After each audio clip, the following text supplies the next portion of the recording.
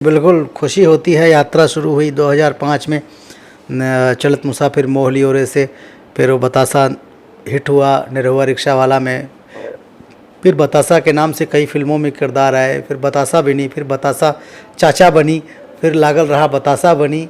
अब जो लागल रहा बतासा 2 भी बनने वाली है, एक बतासा 12 हसीना बन रही है।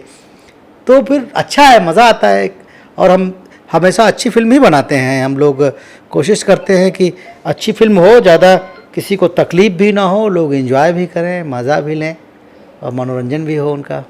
मैं लागल रहा बतासा के बारे में पहले बोलना चाहूँगा। मैं धन्यवाद देता हूँ आम्रपाली को, उन्होंने हमारी फिल्म को एक्सेप्ट किया और वो कैरेक्टर और वो किरदार का जो क्लाइमेक्स है उस फिल्म का, वो मेरे दिल के बेहद करीब है। मुझे ऐसा लगता है कि जितनी बार मैं देखता हूँ वो उतनी बार नया लगता है। और उस सिनेमा को कितनी सफलता मिली और कितनी सफलता नहीं मिली, मैं इसको कभी भी उसके अच्छे या बुरे होने से नहीं मापता।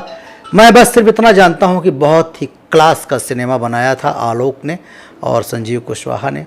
आलोक ने डायरेक्ट किया था, लिखा था मैंने, और हमारे सारे एक्टर उसमें जितने हमारे दोस्त थे, विनोद मिश्रा, प्रकाश जैस, महेश आचार्य, दिलीप पांडे, आनंद मोहन, संतोष श्रीवास्तव, ये सब लोगों ने जी जान से मेहनत की, के गोस्वामी जी ने। और वही मज़ा, वही इंजॉय इस सिनेमा में लोगों को मिलेगा 12 हसीनाओं के साथ। मोहब्बत की पराकाष्ठा थी वो, बड़ी पवित्रता थी उस मोहब्बत में, अश्लीलता नहीं था। उसका कहना ही था कि मोहब्बत के प्रेम की पराकाष्ठा में जाने के बाद भी हम उसे अश्लील नहीं कर सकते। उसने चूमा भी तो माथे को चूमा। दरअसल उसके अंदर गंदगी थी ही नहीं, वो मोहब्बत करता था, वासना नहीं, वासनात्मक रूप से उसने देखा ही नहीं था। तो यार वो तो कमाल की चीज़ है। मुझे लगता है एक संदेश गया दर्शकों में। लेकिन सर लास्ट में जो है ना, जो कैरेक्टर को जो है वो गिरा देते हैं और दुनिया से खोज कर जाता है अपनी मोहब्बत। दूसरा कोई रास्ता नहीं था उसे, जिसके लिए वो जी रहा था। जब वो नहीं मिली तो शायद ठीक है, एक इतिहास रच के चला गया वो।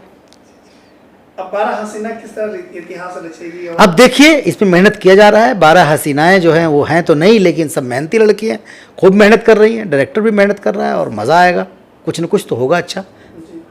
आज मैडम एक चीज़ ये भी जहाँ तक जानते हैं आप और सुना जाता है कि नए कलाकारों को आप काफ़ी सिखाते हैं, तो आपको मेहनत भी करनी पड़ती है नए कलाकारों। ऐसा नहीं है, देखिए सब बेचारे मेहनत करके आते हैं। हम कोई बहुत गुणी आदमी नहीं, हम तो खुद ही सीख रहे हैं। हमारे थिएटर का जो अनुभव होता है, जो मिल बांटते हैं, उसमें कुछ किसी को मदद मिल जाती है तो किया जाता है उसमें। जी, थिएटर एक फिल्म में जो है इतना बड़ा स्थान हासिल करने के बावजूद आप थिएटर से अभी भी जुड़े हैं और थिएटर से सबको जोड़ने की भी कोशिश रहती है। जी, एक्चुअली क्या, थिएटर ही पृष्ठभूमि है, थिएटर ही धरती है। जो फसल उगाना है आपको, वो समझ लीजिए वो बंजर धरती को उपजाऊ बनाने का माध्यम है, वो खाद समझ लीजिए, जो भी समझ लीजिए, वो थिएटर है। हम जो कुछ हैं थिएटर की वजह से हैं और थिएटर हमारी कमजोरी है। मैं सबको बोलता हूँ अपने जीवन में 2-3 साल तो थिएटर कर ही लो। तो थिएटर के बगैर तो मैं अधूरा हूँ। जब तक जिंदा रहूँगा थिएटर करता रहूँगा। मैं डायरेक्टर प्रोड्यूसर हमारे इसके हैं हेमराज जी, मैं उनको बहुत बहुत धन्यवाद देता हूँ। और उन्होंने इतना बड़ा प्रयास किया और पैसा लगा करके हमारे ऊपर उन्होंने रिस्क लिया कि नहीं, हम बतासा चाचा को ही हीरो लेंगे। तो ये बड़ी बात है और हम पूरी कोशिश कर रहे हैं कि उनकी भावनाओं पर हम खरे उतरें। शूटिंग जो है यहीं पे लखनऊ में हो रही है और मुझे लगता है कि नेक्स्ट ईयर फरवरी मार्च में इसको लोग देख पाएंगे।